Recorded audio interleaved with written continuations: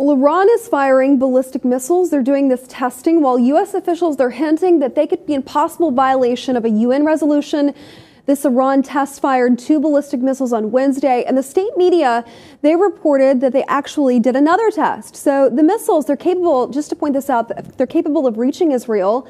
And one was marked with a statement in Hebrew. This is according to the Fars news agency. They reported this, that the reading read, "Israel must be wiped off the earth." Now, the state-run semi-official voice of the Iranian government, they're saying, look, this was written on the side of this test missile. It looks like the Iranian officials, they might be in violation of a UN resolution, if not the entire nuclear deal itself. But unfortunately, Joe, the terms of the deal that was struck, the watchdog, the international community watchdog that looks at nuclear tests like this, they're actually prohibited from publicly reporting on the potential violation from Iran. So a sticky situation. The U.S. is hinting that they're impossible violation. I just want to point out what the congressional majority leader had to say about this. His name is Kevin McCarthy. He's a Republican from California. He says that far from pushing Iran to a more moderate engagement with its neighbors, this nuclear deal is enabling Iran's aggression and terrorist activities.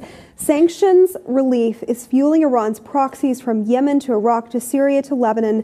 Meanwhile, Khamenei and the Iranian regime are acting with impunity because they know President Obama will not hold them accountable and risk the public destruction of his nuclear deal, the cornerstone of the president's foreign policy legacy. So that assertion, and he's on the opposite side of the fence politically, he's saying that the president is not going to act because he's going to risk his foreign policy legacy if he does. What do you make of this? So they have leverage over President Obama because of his precious nuclear deal, which doesn't appear to be working. We've seen this deal was only penned last summer. In October, there was one original test. Now we've seen these ballistic missiles with threatening words to Israel written on them at a time when Joe Biden was over in Israel visiting Prime Minister Benjamin Netanyahu.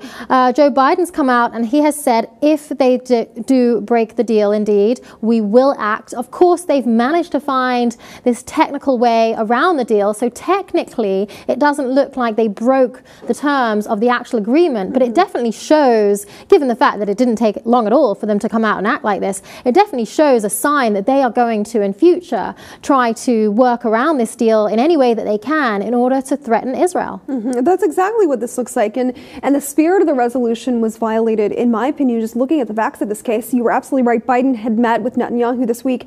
And, there was the issue with the signing of the nuclear agreement and Israel feeling betrayed by the U.S. Media reports where Netanyahu had actually distanced himself from the president and his administration and his policies, and very outspoken, particularly on Twitter, regarding this nuclear deal.